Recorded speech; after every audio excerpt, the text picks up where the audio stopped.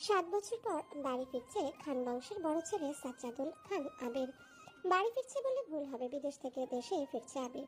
এই 7 বছরে খান বাড়িতে ঘটে গেছে অনেক ঘটনা, যার সাথে সশরীরে যুক্ত নেই আবির, তবে আত্মিকভাবে প্রতিটা ঘটনায় জড়িয়ে আছে সে। আবিরের বাবা, চাচা 3 জন। আবিরের বাবা সবার বড়, নাম আলী আহমদ খান। তানভীরের বাবা মেজ, নাম মোজাম্মেল খান। ছোট চাচার নাম ইকবাল খান। আবির তার বাবা মায়ের একমাত্র ছেলে। মেজো চাচা মানে মোজাম্মেল খানের এক ছেলে এক মেয়ে। ছেলের নাম তানভীর খান, মেয়ের নাম মাহাদিবা খান মেঘ।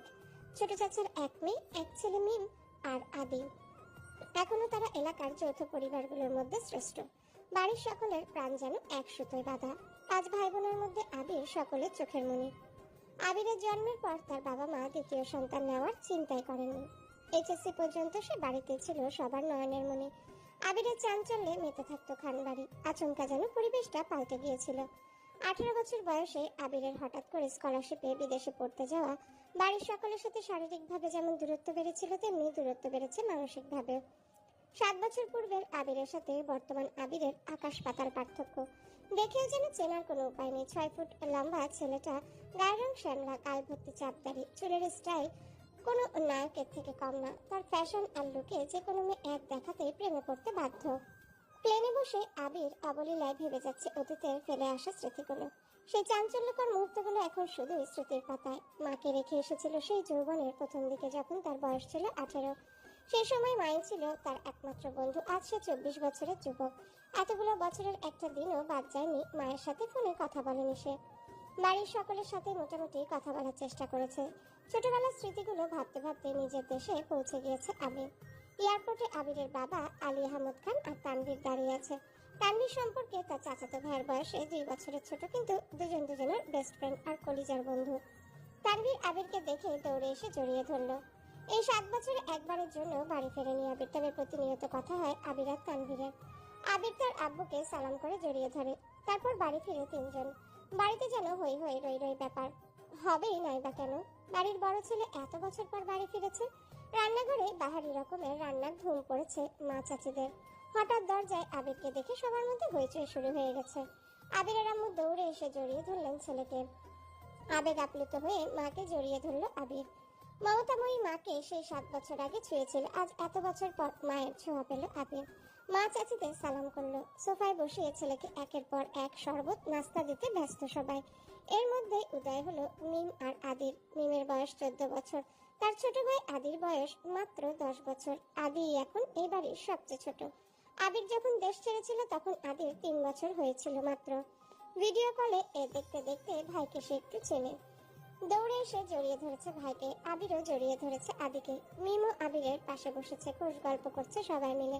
আদি জিজ্ঞাসা করছে, ভাইয়া আমার জন্য কি এনেছো? আবির যেই না উঠতে যাবে মা চাচিরা উঠতে দিচ্ছে না। আগে শরবত খাবি তারপর উঠবি। আবির তানভীরের দিকে তাকিয়ে বলল, ওই লাগেজটা নিয়ে এত। তানভীর একটা লাগেজ টান দিতে যাবে। আবির আচমকায় বসা থেকে দাঁড়িয়ে।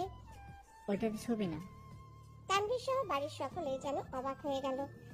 আবির আবারও ঠান্ডা মাথায় বলল, পাশের লাগেজটা নিয়ে আয়। তানভীরও তার কথা মতো লাগেজ নিয়ে আসলো। লাগেজ খুলে যে যার মতো জিনিস বের করছে আর জিজ্ঞাসা করছে এটা কার ওইটা কার। আবির শরবত খেতে খেতে উত্তর করছে, আদির জন্য বিদেশি দামি দামি খেলনা, মিমের জন্য ড্রেস, কসমেটিক্সের বক্স, মা কাকিদের জন্য অনেক গিফট, তানভীরের জন্য মোবাইল, একটা ল্যাপটপ, অন্যান্য গিফট। আলাদা আরেকটা ল্যাপটপ আছে। মিম জিজ্ঞাসা করছে, ভাইয়া এই ল্যাপটপটা কি তোমার? আবির উত্তর দেয়, না, এটা মেঘের জন্য। মেঘের মা হালিমা খান জিজ্ঞাসা করলেন, মেঘের ল্যাপটপ কি দরকার বাবা? ওর তো এসএসসি পরীক্ষা শেষ, সামনে অ্যাডমিশন আছে, অনেক কিছু জানার বা পড়ার দরকার আছে। মোবাইল দেখে পড়ার থেকে ল্যাপটপে সুবিধা হবে, তাই নিয়ে আসলাম। আমার জন্য নিয়ে আসতে একটা। আবির অবলীলায় হেসে উত্তর দেয়, তোর 18 বছর বয়স হলে তোকে কিনে দেবো, চিন্তা করিস না। মিম খুশিতে গদগদ হয়ে বলে, ধন্যবাদ ভাইয়া। বাড়ির হইচই শুনে ঘর থেকে বের হলেন ছোট চাচা ইকবাল খান। আবির চাচুকে দেখেই সালাম করতে চায়। চাচু বাধা দিয়ে জড়িয়ে ধরেন ভাতিজাকে। ইকবাল খান বাড়ির সকলের দিকে এক পলক তাকিয়ে নরম স্বরে বললেন, এতদিনে এই বাড়িটা পরিপূর্ণ হলো। ইকবাল খানের জন্য আনা উপহার আবির নিজের হাতে চাচুকে দিল। বাকিদের জিনিসগুলো একটা একটা করে দিল আবির। মেজো চাচু মানে মোজাম্মেল খান বাসায় নেই, তাই ওনার জন্য আনা গিফট যত্ন করে রেখে দিল আবির। লাগেজে পড়ে আছে একটা বক্স যেটা র্যাপিং পেপারে মোড়ানো আর একটা শপিং ব্যাগ। আদি জিজ্ঞাসা করছে। ভাইয়া ওইটা কার? আবির ল্যাপটপের পাশে বক্সের শপিং ব্যাগটা রেখে উত্তর করলো। এগুলো মেঘকে দিয়ে দিও, আমি রুমে যাচ্ছি। ইকবাল খান এক পলক সবার দিকে তাকিয়ে জিজ্ঞাসা করলো। মেঘ কোথায়? হালিমা খান উত্তর দিলেন, ও তো কোচিং এ গেছে, এতক্ষণে তো চলে আসার কথা। আবির বাকি দুইটা লাগেজ নিয়ে উঠতে যাচ্ছিল, হঠাৎ পিছনে ফিরে মায়ের দিকে তাকিয়ে প্রশ্ন করলো। আমি কোন রুমে থাকবো? ছেলের এমন প্রশ্নের জন্য মা মালিকা খান হতভম্ব হয়ে পড়লেন। তৎক্ষণাৎ স্বাভাবিক হয়ে উত্তর করলেন, তোর রুম তোরই আছে, আজ সকালেই পরিষ্কার করা হয়েছে। আবির কোনো কথা না বলে দুই লাগেজ নিয়ে উঠতে গেলে তানভীর এগিয়ে আসে। আমায় দাও, আমি নিয়ে যাচ্ছি। আবির একটা লাগেজ তানভীরের দিকে এগিয়ে দেয়, নিজে আরেকটা লাগেজ সযত্নে নিয়ে সিঁড়ি দিয়ে উঠতে থাকে। ততক্ষণে দরজায় এসে উপস্থিত হয় এই বাড়ির বড় মেয়ে মাহাদিবা খান মেঘ। মিম মেঘকে দেখে দৌড়ে এসে বলে, আপু আপু, আবির ভাইয়া এসেছে। মেঘ সিঁড়ির দিকে তাকায়, লম্বা স্বাস্থ্যবান সুপুরুষ দেহি একজন হাতে লাগেজ নিয়ে সিঁড়ি দিয়ে উঠছে, শুধু পিছনটা দেখা যাচ্ছে। মেঘ ভিতরে ঢুকে সবার হাতে গিফট দেখে এদিক সেদিক তাকায়। ততক্ষণে আবির নিজের রুমে চলে গিয়েছে। মেঘের মা হালিমা খান মেঘ দিকে এগিয়ে এসে বলে, তোর জন্য গিফট এনেছে। মেঘ তাকিয়ে বলে, কি গিফট? সোফায় রাখা ল্যাপটপের দিকে চোখ পড়ে মেঘের, ছুটে যায় ল্যাপটপের কাছে। এটা কি আমার? হ্যাঁ আপু, এটা তোমার। বক্সটা আর শপিং ব্যাগটাও তোমার। ল্যাপটপটা ঘুরিয়ে ফিরিয়ে দেখছে মেঘ, যেন আকাশ কুসুম কিছু পেয়ে গেছে। তারপর শপিং ব্যাগটা খুলে দেখলো দুইটা ড্রেস মনে হচ্ছে। সে ল্যাপটপ আর বক্সগুলো নিয়ে রুমের দিকে চলে যায়। এত বছর পর নিজের রুমটা আশ্চর্যান্বিত নয়নে দেখছে আবির। সেই পরিচিত ঘ্রাণ, যেখানে সে নিজের জীবনের 12টা বছর কাটিয়েছিল। যে রুমটা ছিল তার একান্তই ব্যক্তিগত, আজও তাই আছে। একটা জিনিসও এদিক সেদিক হতে দেননি আবিরের মা মালিহা খান। এমনকি রুমে বছরের পর বছর তালা দিয়ে রেখেছেন তিনি। যখনই ছেলের কথা মনে হতো, ছেলের রুমে এসে নীরবে কেঁদে যেতেন, যেন কেউ বুঝতে না পারে। আবির রুমে ঢুকে লাগেজ খুলে নিজের পরনের টি শার্ট হাতে শাওয়ার নিতে চলে যায়। শাওয়ার শেষে বের হলো একটা কফি কালার টি শার্ট আর একটা ট্রাউজার পরে, হাতে টাওয়েল নিয়ে মাথা চুল মুছতে মুছতে। খাটে বসে আছে তানভীর, লাগেজ নিয়ে এসে রুমেই বসে আছে সে। তানভীরকে দেখে আবির জিজ্ঞাসা করছে, কি হলো, কিছু বলবি? তানভীর মুচকি এসে জিজ্ঞাসা করছে, আচ্ছা ভাইয়া, ওই লাগেজটা ধরতে দিলে না কেন? কি আছে ওটাতে? আবিরের চক্ষুদয় উদ্বেগ স্পষ্ট, চোয়াল শক্ত করে উত্তর দিল। এটাতে আমার পার্সোনাল জিনিস আছে। তানভীর হাসতে হাসতে উত্তর দেয়, সেই পার্সোনাল জিনিসগুলো দেখতে চাচ্ছি আমার অবুঝমান। কি করবো ভালো? স্বভাবসুলভ গম্ভীর কণ্ঠে উত্তর দিল আবির। কাউকে দেখানো জিনিস আশা করি পার্সোনাল হবে না। তানভীর ভাইয়ের আপত্তি স্বর বুঝতে পেরে এই বিষয়ে আর কিছু বলেনি, শুধু জিজ্ঞাসা করে, বিকেলে কি বের হবে? আবির উপর নিচ মাথা নেড়ে হ্যাঁ সূচক সম্মতি জানায়। তানভীর কথা না বাড়িয়ে চুপচাপ বিদায় নেয় রুম থেকে। আবির খাটের এক কোণায় বসে মোবাইল হাতে নিয়ে গুরুত্বপূর্ণ কিছু চেক করতে ব্যস্ত হয়ে পড়ে। মেঘ নিজের রুমে ঢুকে শপিং ব্যাগ খুলে 3টা ড্রেস বের করলো। 3টা জামাই অসাধারণ সুন্দর, 2টা গাউন ড্রেস আর একটা গর্জিয়াস কাজের 3 পিস। ল্যাপটপটাও খুলে দেখে তার প্রয়োজনীয় সকল অ্যাপ ব্রাউজার অলরেডি ল্যাপটপে সেট করা আছে।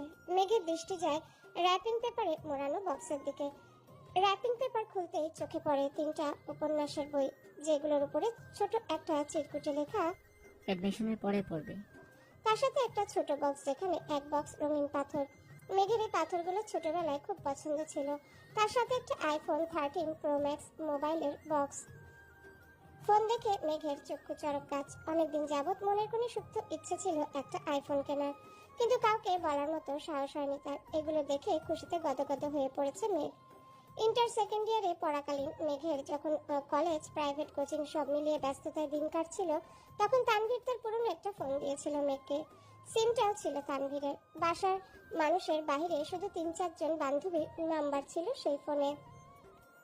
এমনকি স্যারদের কেউ নাম্বার দিতে নিষেধ করেছিল কড়া ভাষায়। তানভীর বরাবরই বোনের ব্যাপারে খুব সিরিয়াস। ভাইরা বোনকে শাসন করে ঠিক আছে, কিন্তু তানভীর মেঘকে একটু বেশি শাসনে রেখেছে এত বছর। এইচএসসি পরীক্ষা চলাকালীন সময়ে নিজের মায়ের পেটের ভাই তানভীরকে খুব সাহস করে বলেছিল, ভাইয়া ভাইয়া পরীক্ষা শেষ করে আমায় একটা নতুন ফোন কিনে দিবা? অগ্নি দৃষ্টিতে তাকিয়েছিল তানভীর, যেন মস্ত বড় অন্যায় করে ফেলেছে। তারপর মেঘ নতুন ফোনের আশা পুরোপুরি ছেড়ে দিয়েছিল। আজ সে না চাইতে আইফোন পেয়ে গেছে, ল্যাপটপ পেয়ে গেছে, এ যেন মেঘ না চাইতে জল।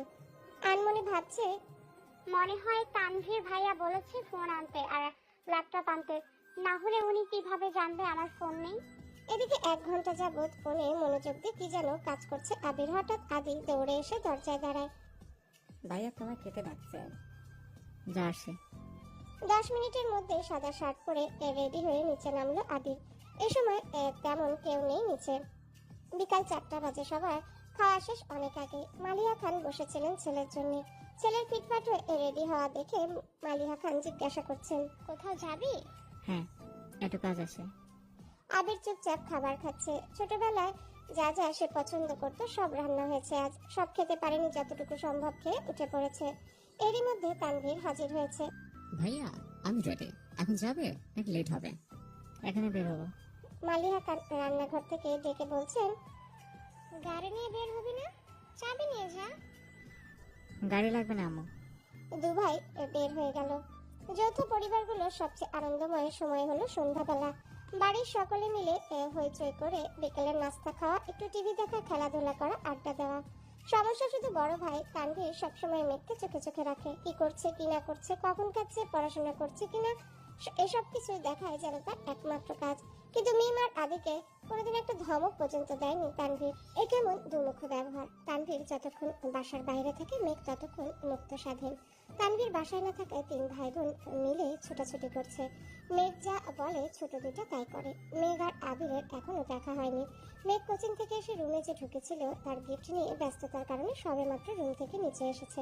অন্যদিকে আবির বাসা থেকে চলে গেছে আরো 2 ঘন্টা আগে। মেঘ, মিম আর আবির ছোটাছুটি শেষ হয় বড় আব্বু জনাব আলী আহমদ খানের বাসায় প্রবেশ দেখে। আলী আহমদ খান বাসায় ঢুকতে ঢুকতে নিজের স্ত্রী মালিহা খানকে জিজ্ঞাসা করলেন। মালিহা খান উত্তরে বললেন, ও তো তানভীরকে নিয়ে বের হলো, বললো কি কাজ আছে। আলী আহমদ খান সোফায় বসতে বসতে মেঘের দিকে তাকিয়ে প্রশ্ন করলেন। পড়াশোনার কি অবস্থা আম্মু? মেঘ শান্ত স্বরে উত্তর করল। আলহামদুলিল্লাহ ভালো বরাব্বু। তবে কি? প্রশ্ন করলেন আলী আহমদ খান। আমার ফিজিক্স আর ম্যাথে একটু সমস্যা, কোচিং এর সাথে কুলাতে পারছি না। প্রাইভেট গুলোতেও অনেকটা এগিয়ে গেছে। ঠিক আছে, তোমাদের জন্য প্রাইভেট টিউটর নিয়ে আসবো। কাল বা পরশুর মধ্যে ম্যানেজ করে দিতেছি। তুমি চিন্তা করো না, মন দিয়ে পড়াশোনা করো আম্মু। তোমার ভাই তানভীর তো আমার কোনো কথাই শোনে না, আর না শোনে তোমার আব্বুর কথা। কোথা থেকে মাথায় ভূত চেপে রাজনীতি করবে। পড়াশোনায় গুরুত্ব না দিয়ে রাজনীতিতে গুরুত্ব দিচ্ছে। তুমি পড়াশোনা করে মেডিকেল অথবা ঢাকা বিশ্ববিদ্যালয়ে যেন চান্সটা হয়ে যায়। জি বরাব্বু, চেষ্টা করব। খেয়েছো কিছু তোমরা? আলী আহমদ খান জিজ্ঞাসা করলেন। এবার উত্তরটা মিম দিল। হ্যাঁ বরাব্বু, খেয়েছি আমরা। ঠিক আছে, এখন রুমে গিয়ে পড়তে বসো। 3 ভাই বোন কোনো কথা না বলে 3 দিকে যার যার রুমে চলে যায়। রাত 9টায় বাড়িতে ঢুকে আবির আর তানভীর। খাবার টেবিলে খেতে বসেছে 3 ভাই আর আদি। মিম, মেঘ কেউ নেই। রান্নাঘরে 3 যা খাবার রেডি করছেন। বিকেলে আবির সাদা শার্ট পরে বেরিয়েছিল। সাদা শার্টের 2-3 জায়গায় একটু একটু রক্ত লেগে আছে আর আবিরের হাতে 3টা ওয়ান টাইম ব্যান্ডেজ লাগানো। নজরে পড়ে ইকবাল খানের। কিরে আবির, তোর হাতে কি হয়েছে? শার্টেই বা দাগ কিসের? এই কথা শুনে ছুটে আসেন মালিহা খান। কি হয়েছে আবির? বুকের ভেতর ছ্যাদ করে উঠেছে তার। একমাত্র ছেলের শরীরে একটা আঁচড়ও মা সহ্য করতে পারেন না। তেমন কিছু না, হাতে একটু লেগেছিল। তেমন কিছু না, হাতে একটু লেগেছিল। ঠিক হয়ে যাবে, চিন্তা করো না।